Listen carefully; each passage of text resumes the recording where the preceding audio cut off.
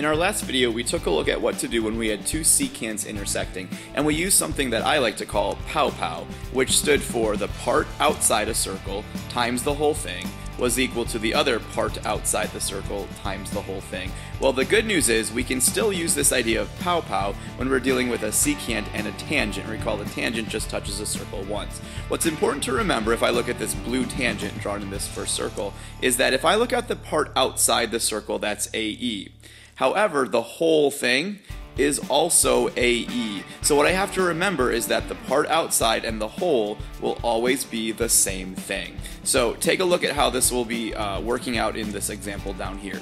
Once again, the very first thing I want to do is draw the bracket in for the secant. I need to know the whole length of that secant, and it's going to be 4 this time. 3 plus 1 gives me 4. So to set this up, I'm going to do the part outside the circle, which is 1, times the whole thing, which is 4. I'm not using 3 in the equation. I don't care about the part inside. For my tangent then, here's where I mean where the part outside and the whole are the same thing. The part outside the circle is x. I still need to multiply that by the whole thing, which is also x. So one way that I remember this, besides just what we talked about, is that I think tangent twice. So if I have a tangent, I have to make sure I use it twice. Okay, so tangent twice, tangent twice, tangent twice. So multiplying this together then to solve, I've got 4 is equal to x times x is x squared. Now it's quadratic, but I don't need the quadratic formula just yet. I can just take a square root of both sides and find out that x is equal to 2. Okay, so I still use pow-pow. I just remember the part outside and the whole is the same thing when I'm dealing with a tangent. Okay, let's try one more example, although now's a great time to pause if you want to try on your own.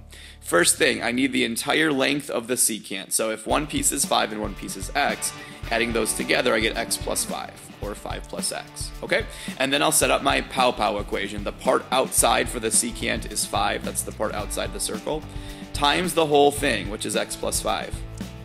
I'll then put that equal to for the tangent. And remember, tangent twice, tangent twice, tangent twice. The part outside the circle is 7. The whole thing is also 7, so 7 times itself. We could also do that squared, that's what they talk about right here, but that's the same thing as multiplying something by itself. Alright, let's go ahead and distribute and see what happens. So multiplying both of these terms by 5, I get 5x plus 25 is equal to 49. Make sure you've done the tangent twice, the part outside times the whole thing. Subtracting 25 from both sides, I get 5x equal to 24. And then dividing both sides by 5, I get a decimal, but that's okay. X is equal to 4.5.